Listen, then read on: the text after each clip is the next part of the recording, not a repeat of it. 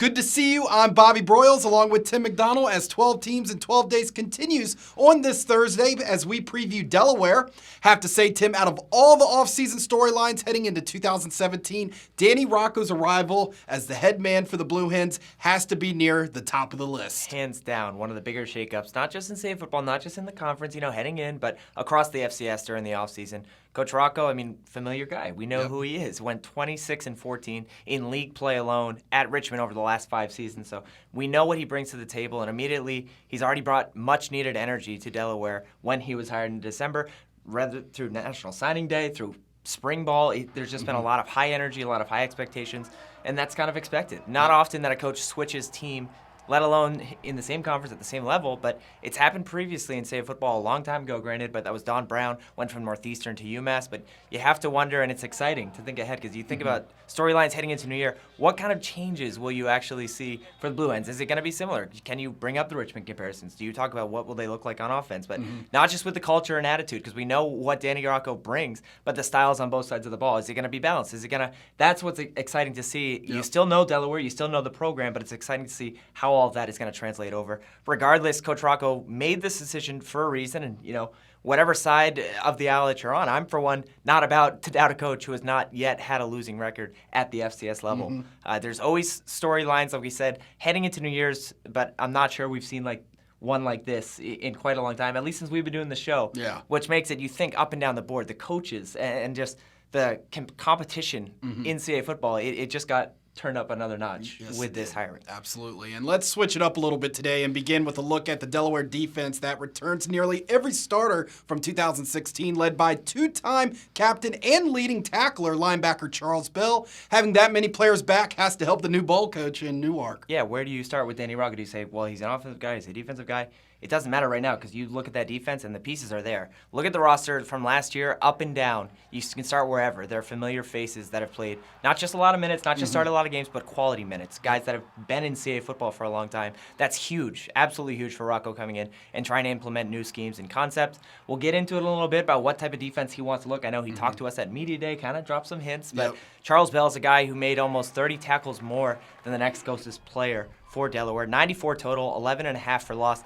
And you only think and you only expect his leadership is going to roll over to the rest of the starters who also join him. You talk about Troy Reeder still getting used to the system, but he played a full year last year. Nasir Adderley, Blaine Woodson, Belial Nichols, all of those guys are experienced, and all of those are going to lead that and take that over into the fall. We know what Danny Rocco teams have looked like in years past. It's kind of that stingy defense, a physical defense using a 3-4. Talking to him at Media Day, we think that's going to be the case in Newark this year. It might have been coach talk, but we also think it might look a little bit different. Look back to a tough 5-game losing skid in 2016 for Delaware. I think a lot of that, and we talk about it all the time, but part of that I think is related to a defense that is asked to go back onto the field. A turnover or an interception, you're asked to go back onto the field quickly and really keep up, and that's a whole lot of progress that a defense needs to make, and that takes its toll from time to time. So many players are back, especially in key roles. I don't believe you'll see a dramatic change. I don't think it's going to be anything crazy just because of a new scheme and a new head coach. But 6th in rush defense a year ago, 7th in pass defense a year ago. And we both know there's even more room for improvement. So you still take that positive. But before peeking ahead and talking about the potentials and all the upsides that Delaware could potentially have, the success of the defense, I think, is going to come down to what type of offense we're going to see and what kind of changes are going to be made on offense. Plain and simple, those are two key parts for me moving forward into 2017. We sat down with Coach Rocco at Media Day and talked about some of the changes for the defense in 2017. I think our defense is solid. We changed our schemes. We changed our alignment, went to more of a 3-4 defense. They adjusted really well in the spring. I think we've got good leadership on defense. We have some high-end talent on defense. We got to develop some depth. I think that's the one thing that is going to be really significant for us if we're able to go out and do the kinds of things that we hope to do this year. But I do think that we have high expectations for that defense, and we have a number of senior leaders on that group. On the other side of the ball, Tim, it's been a familiar trend the last 2 seasons. You see a running game that's near the top of the conference and a passing game that has not yet caught up. Yeah, that's one way I would phrase it exactly. That's been this team's MO on offense in recent years. Second in rushing, you can always count on Delaware to have a good rush attack, especially the last 2 years. Second in rushing again in 2016, 227 yards per game.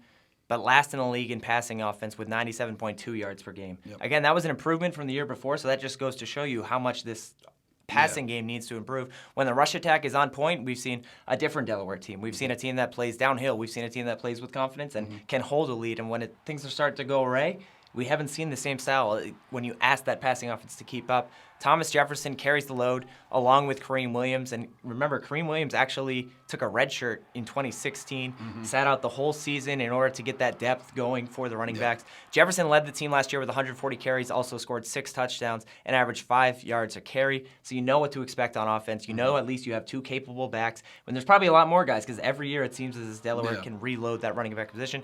Joe Walker, it's really interesting for him coming into this year. He's been the starter the last 2 years at QB. We've been familiar with him. We've seen him under center.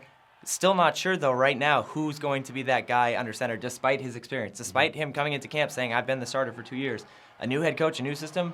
Right now, it's a wide-open committee. You look at that Delaware roster right now, there's about 7 to 9 players listed as a QB. So really, you think of that spot right now, it's an open committee, open for anyone. And in all, though, you still have, 9 starters are still back on offense, so that's good. That's a positive coming in. Deontay Cherry, the leading receiver, to give you an idea, 27 receptions was the leading receiver for this team last year, so that shows how much they passed the ball. Brody Kern, offensive lineman, who's also named to the preseason All-CAA team. There's plenty of intrigue around the league, I think, because everyone wants to know, how is this offense going to look? Is it going to look like Rocco style? Is it going to be balanced? Is it going to be shotgun, pistol? I think that's another exciting thing to look forward to, because really the only people who know it right now are with that Blue Hen staff.